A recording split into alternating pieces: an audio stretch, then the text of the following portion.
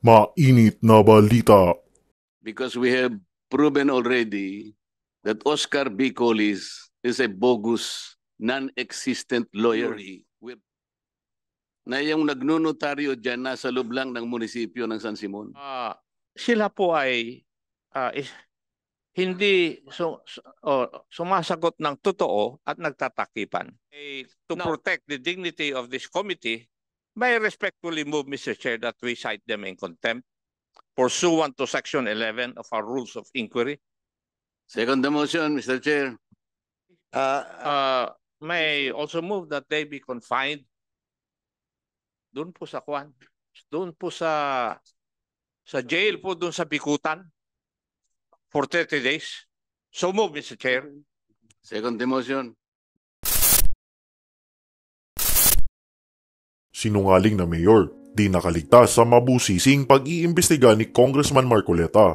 Mga kalokohan na pinagagawa ng mga opisyal sa kanilang lungsod, kinalampag. Sa pagpapatuloy nga ng investigasyon sa mga kabulastugang pasimuno ng municipal mayor ng San Simon, Pampanga, ay di nga napigilan ng veteranong mambabatas na uminit ang ulo dahil sa tindi ng mga kababalaghang pinagagawa nila sa lungsod na iyon. Marami nga ang nalaman ni Kong Dante, kabilang na dito ang mga kontrata na pinaaprobahan ng kanilang municipal engineer na may notaryo di umano ng isang abogado na hindi naman pala nag-i-exist o totoong nabubuhay, pagkus gawa-gawa lamang pangalan at lisensya ayon sa pagsasaliksik ng batikang mambabatas. Todo tanggi naman ng engineer latang na corner sa pagsisinungaling. Ayon pa sa kanya ay hindi naman di umano siya ang nagpupunta sa abogado para sa notaryo kung di ay isang dating empleyado nila noon na pumanaw na raw. Napag-alaman nga na palsipikado at imbalido lahat ng kontrata dahil nga ay walang katotohanan ang nakalagay na pirma ng abogado at gawa-gawa lamang nila ito. Sa kasagsagan din ng pag-iimbestiga ay binalaan ni Congressman Acop ang isang nagngangalang Loreto Santos dahil nga sa patuloy na pagsisinungaling nito sa harap ng komite sa gitna ng mga katanungan ni Congressman Rodante Marcoleta. Dahil tila nga ay nagmamaang-maangan pa ito sa isang naganap na SB session sa San Simon kung saan ay siya ang naging representante ni Mayor Punzalan upang ipaliwanag di umano ang mga irregularidad na naganap, ngunit tila walang balak ito na magsabi ng totoo base sa paiba-ibang sagot nito. Hindi nga tinantanan ni Congressman Acop si Santos patungkol sa kung ano nga ba ang tunay na papel nito kay Mayor dahil tila dinedepensahan niya ito, lalong-lalo na ang pagharap nito sa isang sesyon ng Sangguniang Bayan kahit di umano ay hindi naman klaro ang imbitasyon sa kanya at wala din di umanong utos galing kay Mayor. Thank you, Mr. Chair. We have to qualify the 5 contracts allegedly notarized by one Oscar B. Collis are not only 5. They are only the samples that I gathered so far. Marami pa po yan.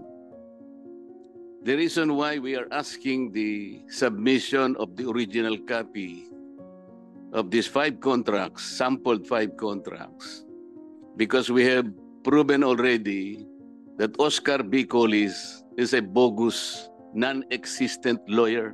We have checked that already with the website of the Supreme Court.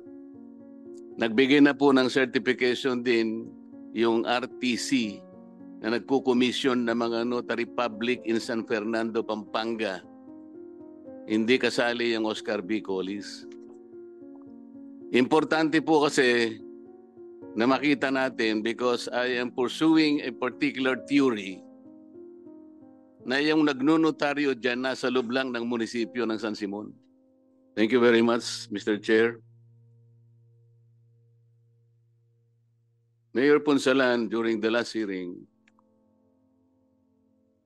from insinuation from this representation, I ask you whether you contemplated to resign as mayor of San Simon. And you replied that you were thinking about it. Is that correct? Or you thought about it?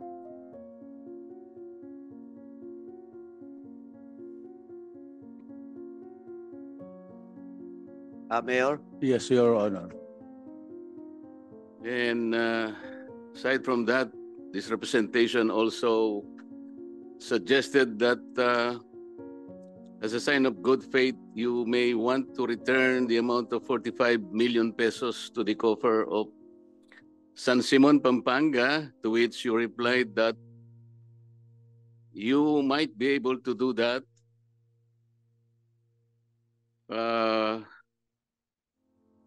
in a span of 1 year. Is that correct? Tama po, Your Honor. Basta yun po ang pinag-uutos ng batas. Susundin ko po. So after a while, since that meeting, have you done anything, a step towards those direction, Mr. Mayor? Sa ngayon po, wala pa kasi ang dami ko pong ginagawa. Katulad po kapon, nag-busy kami sa pamimigay ng ayuda sa mga farmers at nagbukas po yung aming tulay. So, And then, marami po akong tinulungan ng mga tao na to the last day of my office. so is it correct to assume, Mr. Mayor, that you are not serious in any action that you would like to do in connection with those suggestions coming from this representation? Because there was nothing done, at least. Sa kabisihan ko po, sa dami po ng aking ginagawa. So, hindi ko pa po naumpisahan. Kasi sabi mo noon, magbebenta ka pa ng properties kung kinakailangan. Opo, Is that correct? pero hindi ko pa po dahil sa busy po ako. Tutulungan kita, Mayor. Di ba meron kang resort property yan sa Barangay San Miguel. Tama? Meron po. Propose pa lang po siya. Hindi pa siya tumatakbo. Hindi pa siya nag-ooperate. What do you mean propose? Propose po yun kasi dati ko na pong lupa yun. Propose ko lang na maging... So wala pang mga facilities na nakatayo doon? meron po. Skeletal structural po. Skeletal structure. Ampo, at saka mga bakod po. Nakabakod na. Opo. So preparatory to the construction or development of a resort. Opo, tama po kayo. Na-reclassify na ba yun? Hindi po. San Miguel is basically an agricultural area based on your CLUP. Kasi hawak ko yung map ninyo eh. Pagkakalam ko po, hindi po. Pero nakakuha po ako ng permit nung i-construct. Teka muna, pagkakaalam mo, ikaw ang mayor eh. Hindi mo alam kung na-reclassify o hindi, sapagkat hindi pa na-reclassify. Hindi pa. So, Vice Mayor, nasaan po kayo? Nandyan ba yung Vice Mayor? Congressman Dante, the Vice Mayor sent us a letter to be excused in today's hearing kasi Yep. kaka-assume niya lang this is the first day that he assumes office as the acting mayor. Because Mayor Central. Punsalan just received his preventive suspension for 60 days yesterday? Yes, you're correct. Okay. Meron po ba ang Sangguniang Bayan members dito?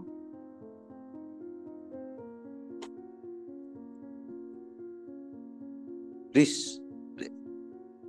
Take a Alam seat. po ba ninyo na hindi pa nare-reclassify yung proposed resort area ni Mayor Punsalan?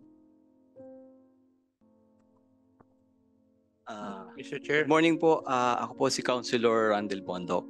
Mr. Chair, Wala pa po kami alam na. did the two gentlemen take their oath?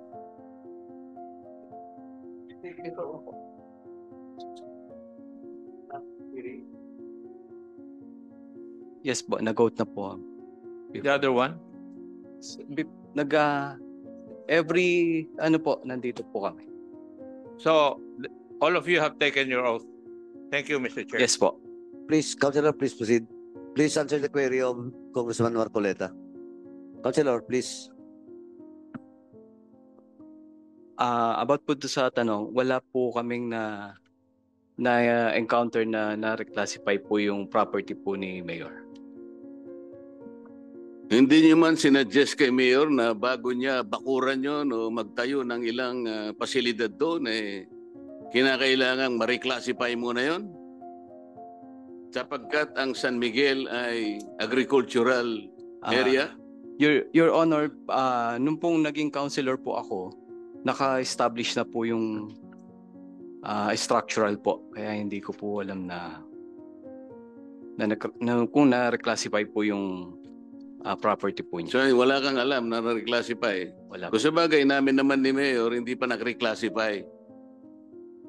Engineer Bonus, paano siya nagkaroon ng, paano niya nabakuran yon? Actually po, Your Honor, nadatnan ko na po yung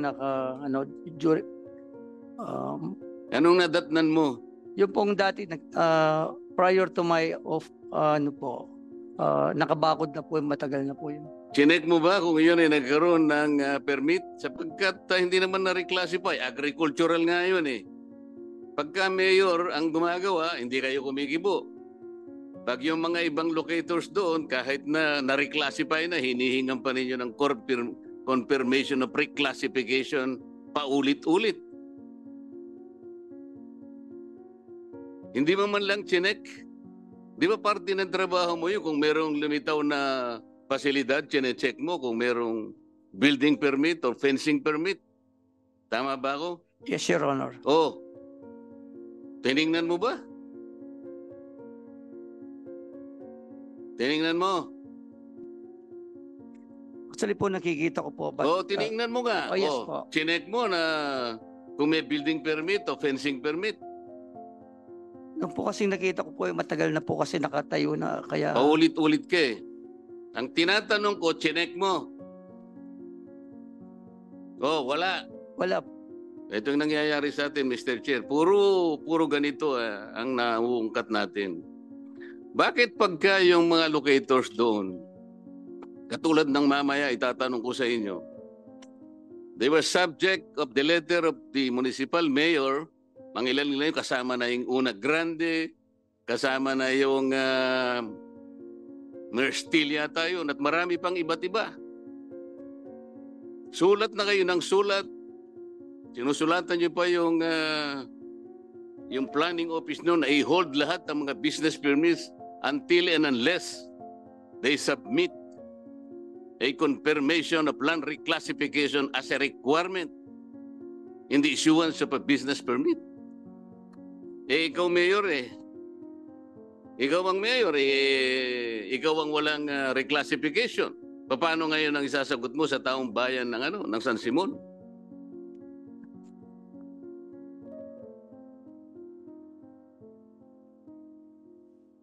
Mayor?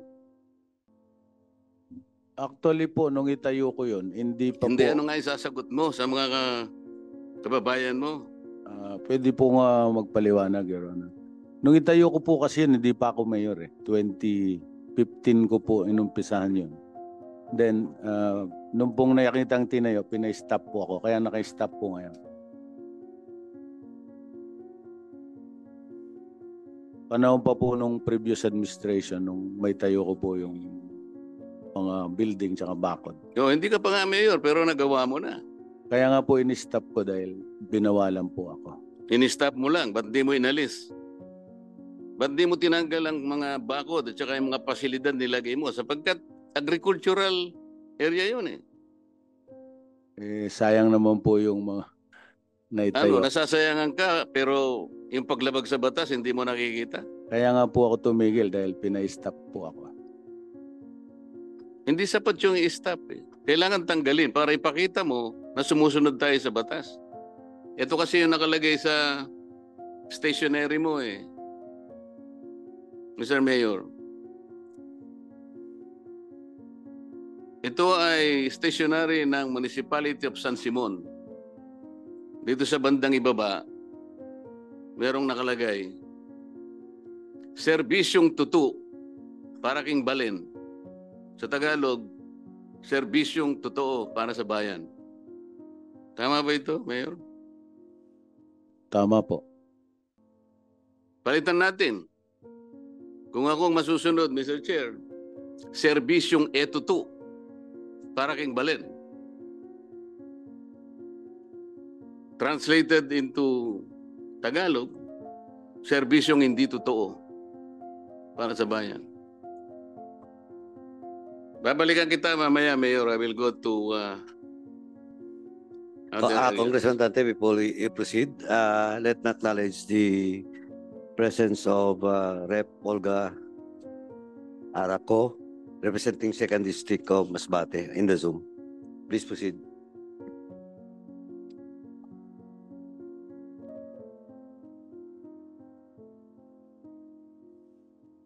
Engineer Bonus, balikan kita doon sa kanina ay natumbok na 5 samples ng construction contracts na dumaan sa iyong opisina. Yung 5 na yon, sample pa lang yon. Marami pa akong makukuha. Iisa lamang ang nagnotaryo doon sa 5 kontrata na yon, kasama yung kontrata ng Viking. Tama?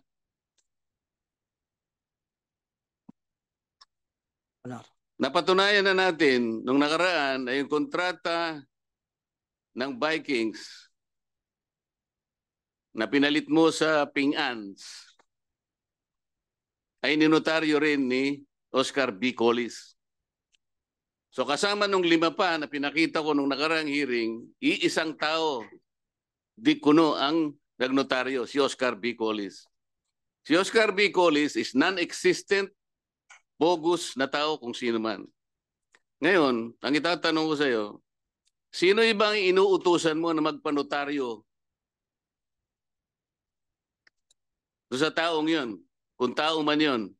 Actually, Your Honor, Wala na yung actually kasi hindi man actual ito eh. being the back chairman po kasi, ang humahawak po ng mga documents is the back secretary. So, look out ko po kung mga minomonitor ko po yung trabaho ng back secretary. Sino nga nagpapanotaryo? Actually po, yung pong Actually ka na inutusan kasi po ng namin actual. kasi through our back secretary, yung, pong, yung Romeo Dagdag. Siya yung nagpapanotaryo. Siya pong inutusan namin. Oh. Nasaan siya? Nandito ba siya ngayon? Actually po, namatay po siya last year. Namatay o pinatay niyo? Hindi po. Kanino siya? Iyon ang palaging... Madam Koa, ano bang dates lahat ng mga kontrata na yon bago pa namatay yan? 2009 po.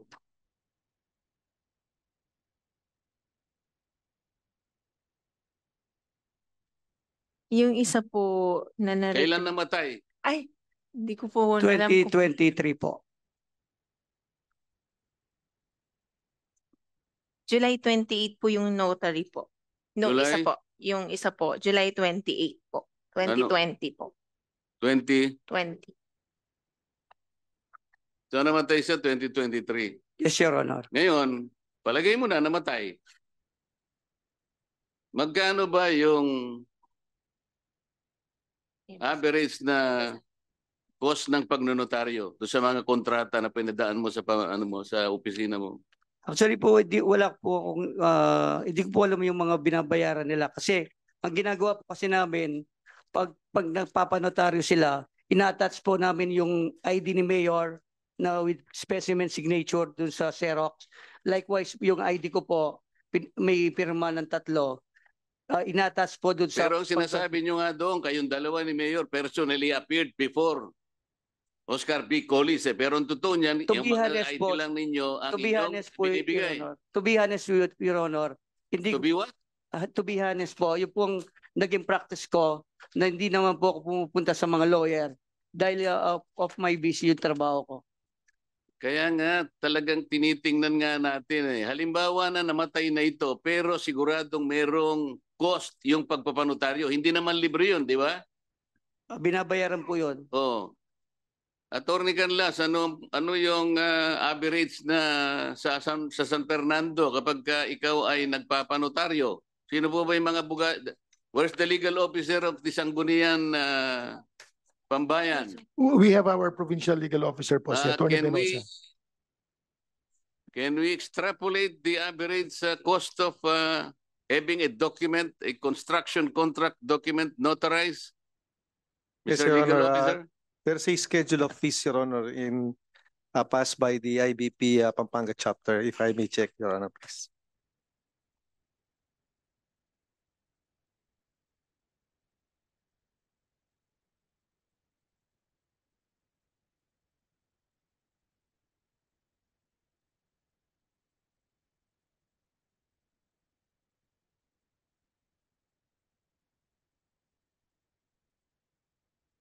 Preparation and notarization of simple affidavit, jurat, 500 pesos. Authentication of documents or statements, 300 minimum or 100 pesos per page, whichever is higher. Ito, attorney, kasi construction contract, hindi jurat ito, acknowledgements eh. Yes, Your Honor. So magkano yun? Acknowledgement, Your Honor, is 1.5. 1.5. Yes, Your Honor. So, attorney, engineer bonus. Sa 5 halimbawa na yon na kontrata na ninotarize ni Oscar Bicolis at ninotarize niya rin yung sa Vikings, Oscar Collis din yon. So 6 na notarized construction contracts, construction agreement, times 1,500 pesos, magkano yun? 7.5 po. Oh. Ay, 9,000, sorry.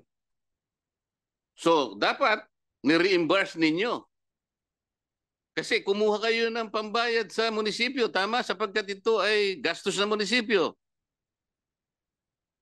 Ang naging practice po namin, ang nagbabayad po ng notaryo, yung contracting party. Hindi po ang munisipyo. Yung, let's say, for example, yung contractor, siya pong nagbabayad ng notaryo. Hindi magandang practice siguro yun. Kasi kayong gumawa nun eh. Di ba? Totoo ba yun na nandito si Mr. Fernando Yap? Nung pinanotaryo yung inyong kontrata between Ping-an, tama? Panahon pa ni dating Mayor Loretta Wong. Sino po ba nagbayad ng notaryo? Pagpirma ko ng kontrata, Your Honor, Notaryado pinalit ko na. sa kanila yung So hindi ikaw ang nagbayad? hindi po. Nakita mo na ang practice ninyo, engineer. Hindi, kayo ang dapat eh. Pero paano niya babayaran? Eh, hindi naman totoo si Oscar B. Collis. Hindi ba? Hindi totoong tao yun. Kaya nga hinahanap natin kung sino yun. Sapagkat either ikaw yun o si Secretary George Carino. Kayong dalawa lang eh. Doon lang umiikot yung nagnunotaryo. Kasi uutusan mo yung namatay na tao, gagamitin yung sasakyan mo, after 10 minutes, babalik sa'yo, notaryado na. Alam ko eh, may nagsabi sa akin. Totoo hindi? Hindi po totoo yung kasi dahil hindi naman po ako nagpapagamit ng sasakyan ko sa mga nagpapanotaryo. So, hindi mo alam na itong mga pinanotaryo mo ay bogus, mga falsipikado ng mga construction contract? Yung pong, kaya nga po nagpapasalamat ako sa Congress na at least nalaman ko po na dapat aware ako po sa pagnonotaryo ngayon. Dahil nga po sa lumitaw na yan, kaya po nagpapasalamat po ako. Ngayon mo lang nalaman na hindi totoong tao si Oscar B. Collis? Opo, to tell you honestly. Gusto mong maniwala kami sa'yo? Madam Auditor, COA, anong gagawin nyo sa mga kontrata na falsipikado na pinatupad ng San Simon?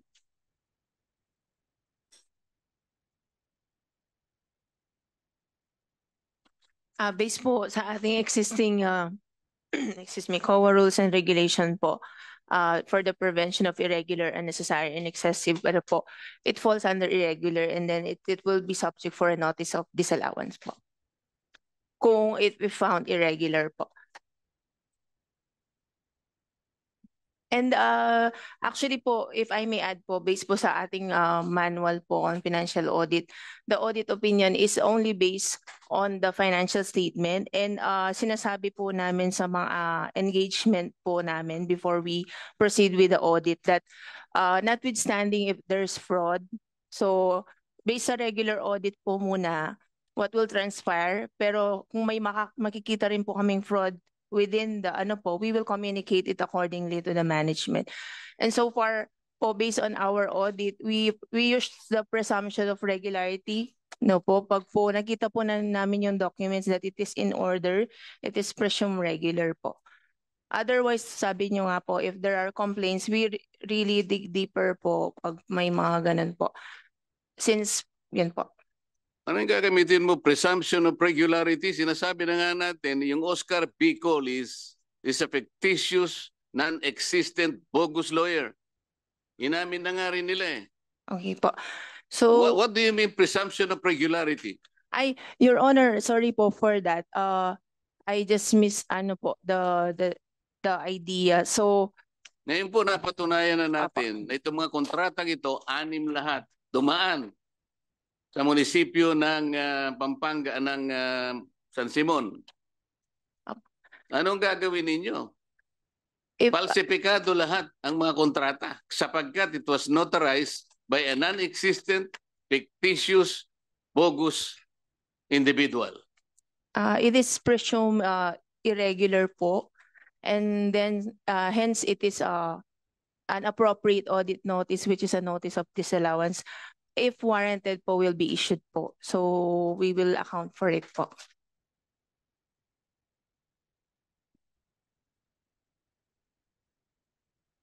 Engineer Bonus, nung nakaraang hearing, tinanong kita kung bakit nawala si Ping An Construction at pinalit mo si Viking. Samantalang merong valid contract between the Municipality of San Simon and Ping An. Ito notaryado talaga ng totoong abogado. Pagkatapos ay meron pang groundbreaking ceremonies na dinaluhan pa ng DILG. Pagkatapos, Mr. Yap, sumulat ka pa sa BAC. Hindi ko alam kung sa BAC o kung kanino ka sumulat, requesting for the release of 15% advance payment. Tama? Bakit sinabi ni Engineer Bonus na hindi niya alam kung anong basis ng former mayor kung bakit kanya kinontrata? Hindi ba totoo yung kontrata ninyo? Totoo po yung kontrata, nagpirma So, pa sabi niya nga kasi ako, hindi niya raw alam ang basis ni mayor. Hindi niya kino-consider yung kontrata na pinirmahan mo at pinirmahan ng San Simon represented by the former mayor. Nagkaroon ng groundbreaking, hindi rin niya alam ang basis ng groundbreaking. Hindi ko na po Nagkaroon alam. nata ng amnesia si Engineer Bonus. Ipinalit niya si Viking, traders, whatever, pero ang nagnotaryo, isang bogus na abogado. Engineer Bonus. Palagi po sinasabi sa last hearing, Ping An did not attend the bidding at wala po kaming, nandyan po yung mga back members ko na they can testify na wala naman nagkaroon ng bidding na nag-participate si Ping An. So si Mayor, the late Mayor po, gumawa po siya ng kontrata. Hindi ko po nga sinaalam ang basis ng kontrata. Kaya po sinasabi namin, nandito naman po yung mga schedule namin for the second bidding. Nandiyan po yung aking mga back members na they can testify na Ping An did not attend nor participate during the first bidding. Totoo ba yung sinasabi niya? Ang pagkaalam ko po, Your Honor, nagka-bidding po, inisyuan po kami ng notice of award, then, at saka sinabay Notice po to proceed. notice po of award pa. Nauna muna yung notice of award, pagkatapos notice to proceed, di ba? Yung kontrata po, pagtapos hindi ko na umatandaan kung sabay po ng notice to proceed yun. So kaya ka sumulat sa kanila, humingi ka ng 15% advance payment? Opo, kaya alam ko po, maayos yung proseso. Pag bigay ko po nung sulat na 15% mobilization, ang sabi po nila, cancel po daw yung kontrata at may may kulang na papeles. In my part naman po, mag-uumpisa ka pa lang po, problema na yung, at saka masalimot na naman, problema, hindi na po ako, pinabayaan ko na lang po. So Engineer Bonus, ano bang tuntunin para kansilin mo ang isang existing contract? Hindi po ako nagka-cancel ng contract. Palagi po sinasabi, yung contract ginawa ni late Mayor, hindi ko po alam kung saan anong basis niya. Bakit kailangan mo tingnan ang basis? Mayor yun. Hindi po, kasi ang nagiging basis po ng head of the procuring entity is the back resolution for the winning bidder. Yun po ang ini-endorse namin sa head of procuring entity para gawin niya pong basihan na itong si contractor na nakipagbid at siyang nanalo, siyang magiging award, siyang gagawa ng kontrata between the head of the procuring entity and the winning bidder. So wala po kaming in-endorse nor through our back resolution signed by all the back members na wala po kaming binigay na recommendation from the head of the procuring entity that will be the basis of the head of the mayor para po doon sa contractor. Mr. Yap, totoo ba yung sinasabi niya? Hindi ko na po alam sa kanya, sir. Hindi ka na rin maniwala sa kanya. Alam mo, engineer, kasi napakahirap paniwalaan yung sinasabi mo sapagkat valid yung contract. Nagkaroon ng groundbreaking at pagkatapos humihingi pa ng 15% na advance payment ang Ping-an. Pagkatapos nun, bigla ka na lang gumawa ng ibang kontrata. This time, sa Viking mo ibinigay yung kontrata. Ngunit ang nagnotaryo, kagaya inulit-ulit natin, ay isang palsipikadong tao na nagpapanggap na abogado.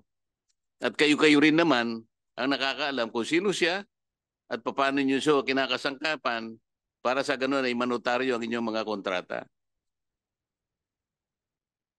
Mr. Mayor, in what capacity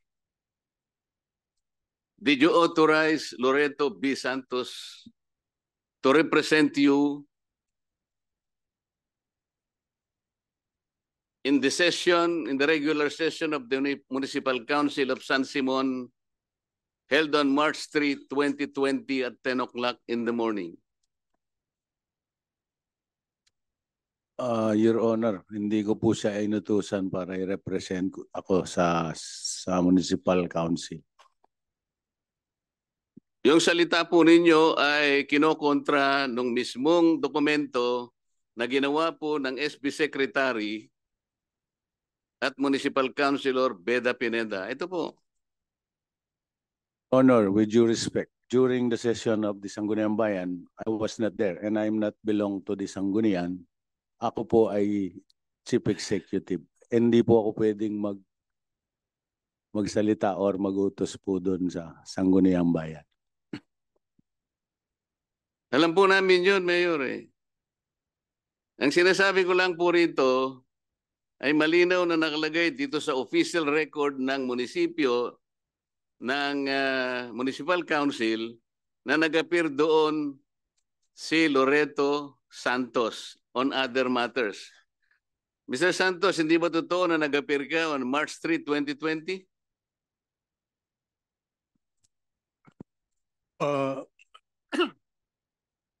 Hindi ko lang po masiguro kung March 3 nga po, but there was March a time. 3 nga, ito nga, kaya nga pinakikita ko mamaya, bibigay Yes, but there was a time na nag-appear ako sa...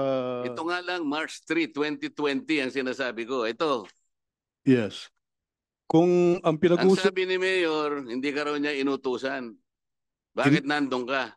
Ang nag-appear po ako sa isang session dahil po ito yung meron akong complaint na dinidiscuss sa council against former or late Mayor Wong.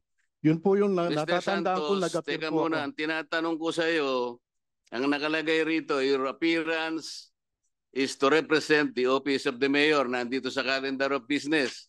Pagkatapos, dito sa minutes ng meeting on the regular session, ipakikita ko sa iyo kung ano ang pinagsasabi mo rito. For example,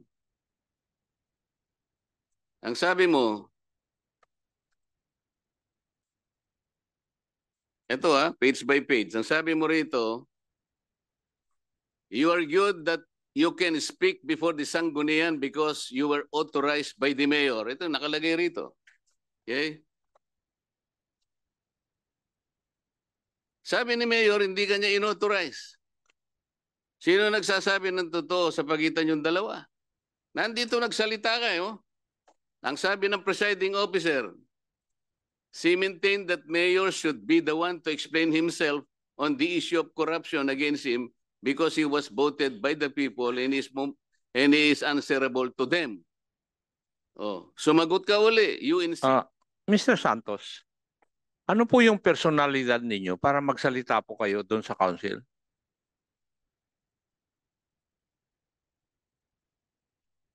Nagsalita po ako sa council that time dahil po may ipipresent po ako na mga documents, papeles regarding past transactions po. Transactions tungkol saan? Sa munisipyo. Ano nga po yung transactions na yun? Ito yung I think I presented during that time. Makikita naman po doon sa minutes, I suppose so.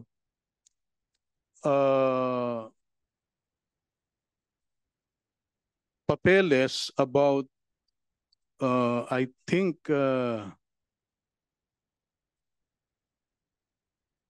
yung property po ni late Mayor Wong na nabili sa Metrobank and then ibinenta sa isang entity at ito yung sinasabi ko na may nakuha akong dokumento sa Register of Deeds, a deed of sale.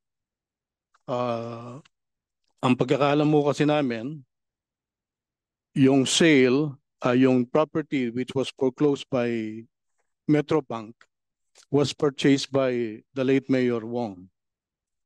And then bigla po akong may nakitang dokumento sa Register of Deeds. Ang deed of absolute sale is between Metrobank and I think Global. And there is Bakit kinailangan na i-divulge po ninyo ito sa Sanggunian? Marami po kasing pagkakataon in the past.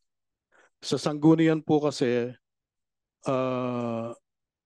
hindi nyo po ako sinasagot. Bakit kinakailangan na magsalita kayo tungkol dito sa Sanggunian? What was the compelling reason why you had to speak before the Sanggunian? Because si late Mayor Wong was the presiding officer at that time, the vice mayor. And so, what was the issue you want to raise? Yung po kasing office niya, yung session niya that time, for the past sessions, nababanggit po kasi yung pangalan ko, sa kanilang session. Hindi ko po maintindihan. Hindi yung pangalan mo nababanggit dito. I have the minutes, Ang binabanggit ay si Mayor sapagkat merong corruption. Kaya ikaw ay pumunta roon para ipagtanggol si Mayor. Yan ang nakalagay sa minutes. Huwag mo isisingit ang sarili mo. That's why I'm asking you, Mr. Santos. Kasi a while ago, I was given the impression na kayo po ay inutusan ni Mayor. That is why I was asking, ano yung personalidad ninyo para magsalita po sa harapan ng konseho?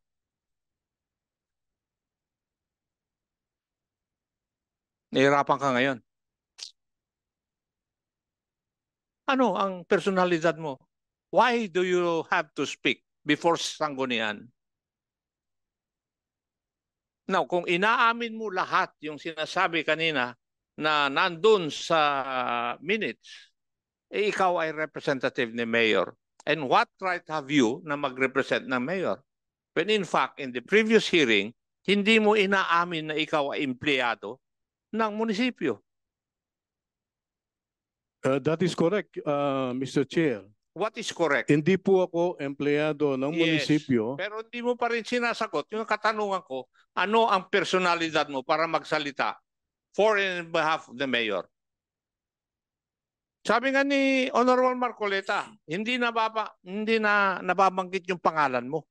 Ang pangalan ni Mayor ang nandun. Tapos ikaw ang appear doon. Tapos sasabihin mo sa akin, walang dahilan. Mr. Chair, I think yung sinasabi ko po, yung mga past sessions po, hindi po yung particular session na yon. Ano po yung nasa past session? Hindi mo pa rin sinasagot yung katanungan ko eh. Ano ang personalidad mo para magsalita sa sanggunian? Meron bang membro ng sanggunian dito nung panahon na yun? Councilors, please. Please. Nakapag-take out.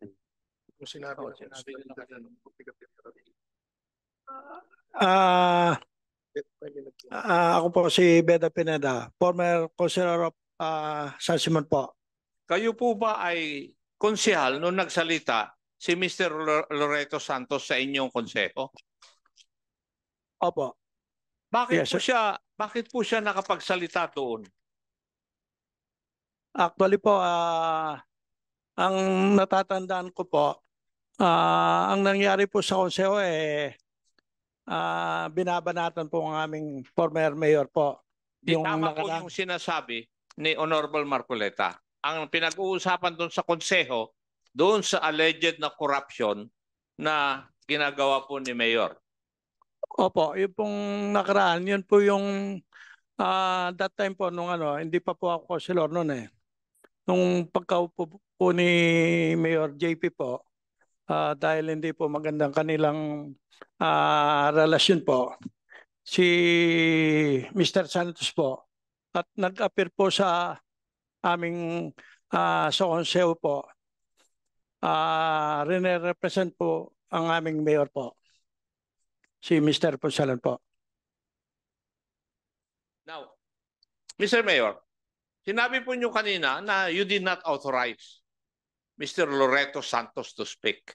Pero si Mr. Loreto Santos, sinasabi niya doon sa harapan ng konseho na inauthorize niyo po siya. Sino ngayon na nagsisinungaling sa inyong dalawa?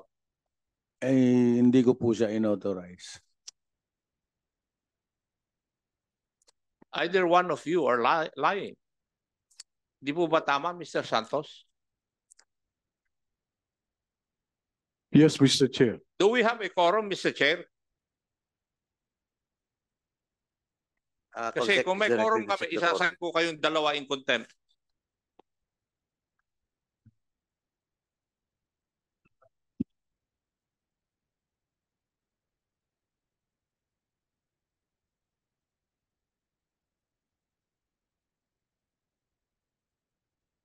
Telling the truth eh. With the query of Chairman Akop, we have a quorum. We have a quorum? Yeah, we have at least 5 members in the Zoom, and we only need at least 7 members to have a quorum. Please proceed, Chairman Akop. Yes.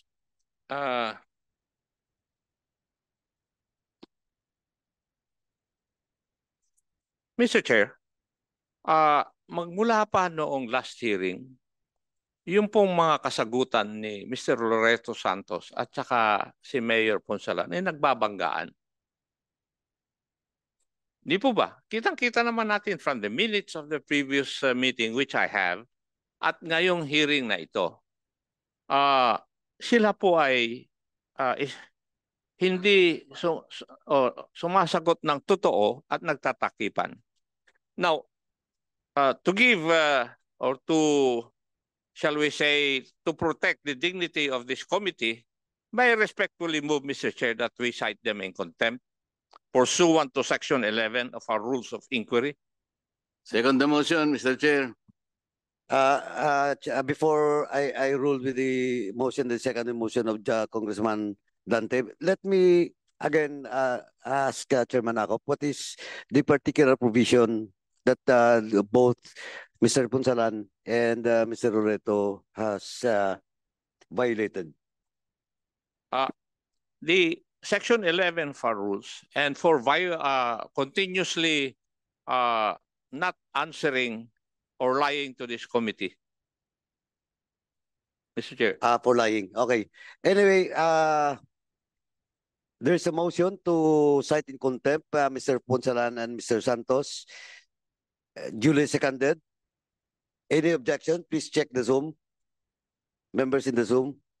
For the information of the members of this committee, present in the Zoom is Rep. Ivan Ginto, Rep. Arnold Panaligan, Rep. Sunny Lagon, Rep. Olga Co, and Rep. Jojo Garcia Jr. And they signified that they voted yes for the motion of Chairman Akop. And of course, Congressman Adjong also voted yes. So, any objections? Hearing none, the Your motion Honor, is carried. pwede po akong magsalita. After the second motion na lang po, I will let you to speak. Yes. Okay. Mr. Chair. Yes, Chairman Akop. May I also move that pursuant to Section 11, Paragraph C, refusal to answer any relevant inquiry. May I also move that they be confined doon po sa Kwan, doon po sa jail po, doon sa Bikutan for 30 days. So move, Mr. Chair. Second the motion. For how many days? 30 days. 30 days. Okay, there's a motion to detain Mr. Loreto Santos and former Mayor Abondio Punsalan to be detained for 30 days in Bikutan. Duly seconded. Any objections? The chair says none. The motion is carried. The Sergeant at Arms is directed to escort after this hearing Mayor Punsalan and Mr. Loreto Santos. Yes, Mayor Punsalan. Your Honor, no, in the honor of and the honorable members of the committee,